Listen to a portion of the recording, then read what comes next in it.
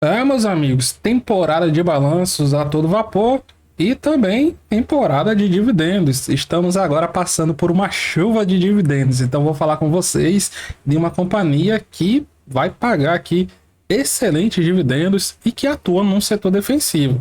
Vamos falar hoje da Auren Energia, empresa que atua no setor elétrico, nos segmentos de geração e comercialização de energia. Vou começar com vocês olhando a estrutura societária. Por quê? Porque eu considero muito importante saber por quem está por trás de todas as empresas, sabe? É muito importante nós olharmos essa parte de acionistas controladores, principalmente. Então, a Auren pertence a dois controladores. Eles têm um acordo para gerir a empresa, que é o Grupo Votorantim e o CPP, que é um fundo de pensão canadense. A Votorantim detém aqui quase 38% e o CPP um pouco mais de 32% das ações. E o Free Float, que são as ações em circulação, correspondem aqui a 30% das ações da Auren. E ela passou por uma reorganização aqui, mudou de nome, inclusive, mas ela tinha um ponto fraco que ela está tentando diminuir, certo? Que ponto fraco é esse? Ela é uma empresa que tem uma forte concentração em fontes hidrelétricas, então em períodos aí menos chuvosos, ela tem os seus resultados bem afetados. Agora já deu uma modificada legal aqui, certo?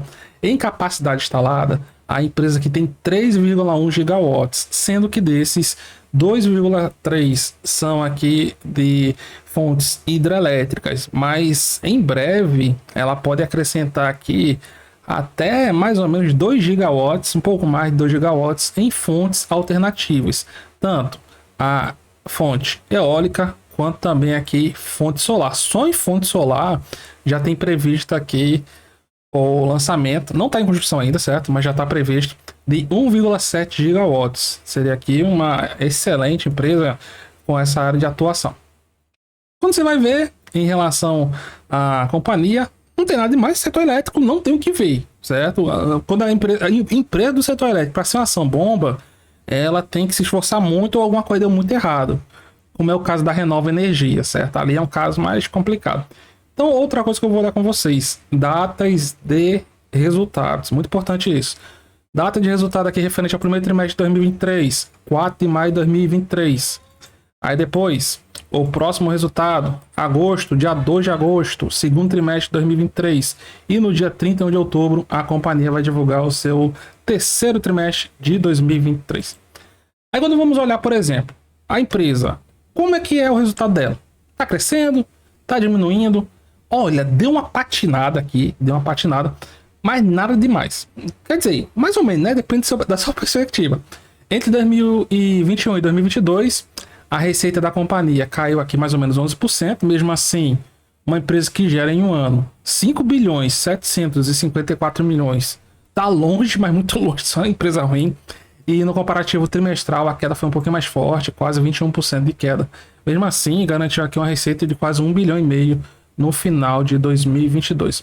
Mas uma das coisas que se destacou aqui na companhia foi o seu EBITDA, seu resultado aqui, ó, das operações, crescimento de 150%, alcançando mais de 760 milhões no comparativo entre os quartos trimestres de 2021 e 2022. Agora, no comparativo anual, teve aqui uma ligeira queda de 0,7%. Aí, o que foi que aconteceu aqui no quarto trimestre de 2022?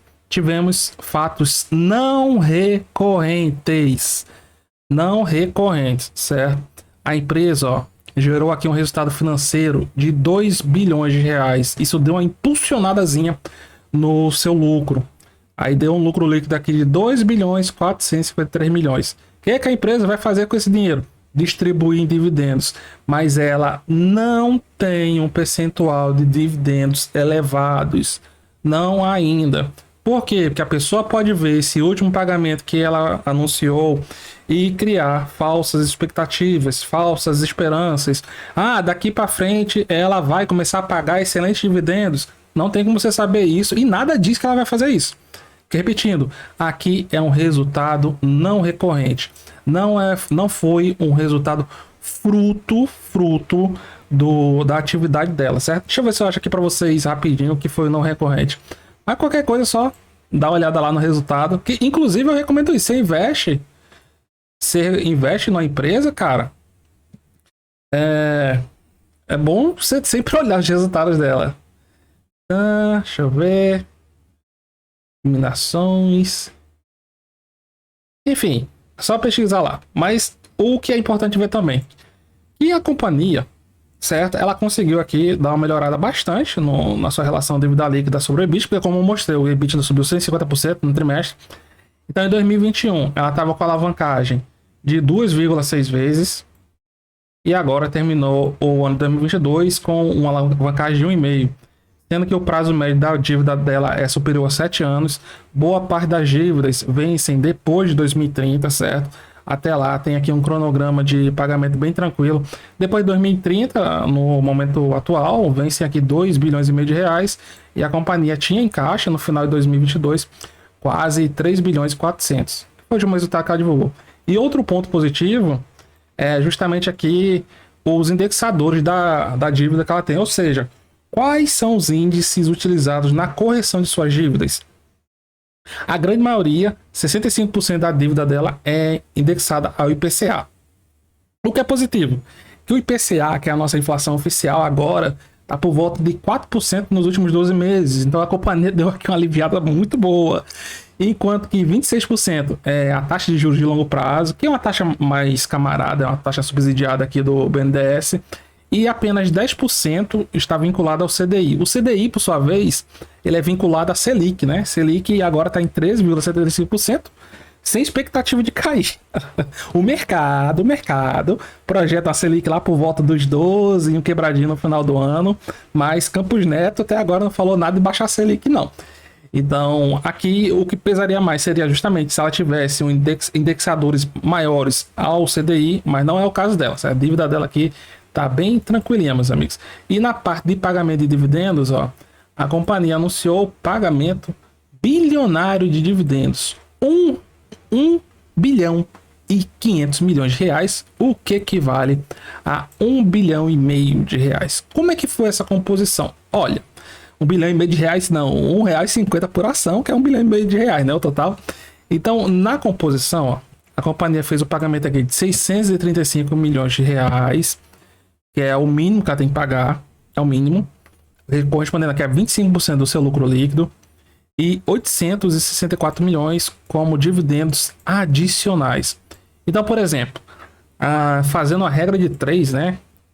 1 bilhão e meio. Então, se não fosse esse pagamento adicional, a empresa ia pagar aqui uns 60 e poucos centavos, né? 63, 64 centavos por ação.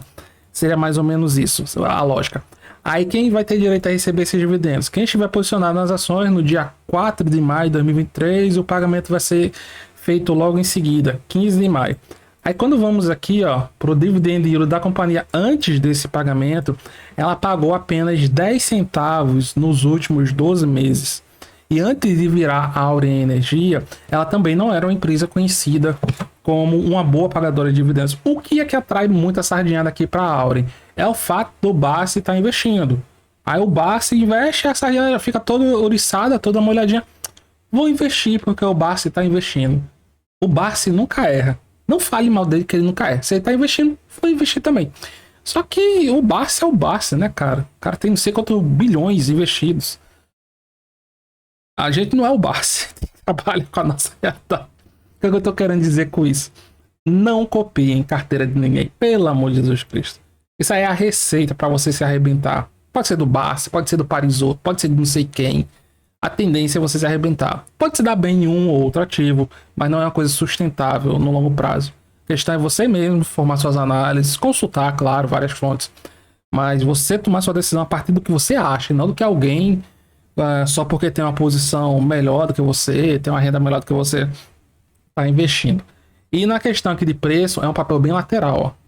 Últimas 2 semanas, a empresa está oscilando lá na faixa dos R$13 na parte de baixo e na parte de cima nos 15. O que foi que aconteceu? O que foi que aconteceu aqui nos últimos dias? As ações, ó, vieram aqui na última semana rompendo.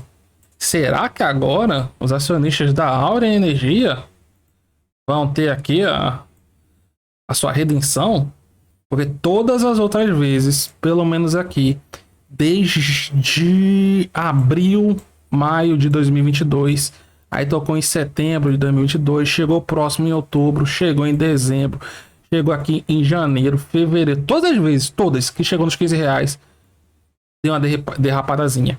Agora, em fevereiro, quando chegou, foi lá, ó, fez fundo em massa, na região dos 13 e pouco, 14 e pouco, e agora tá vindo acima dos 15.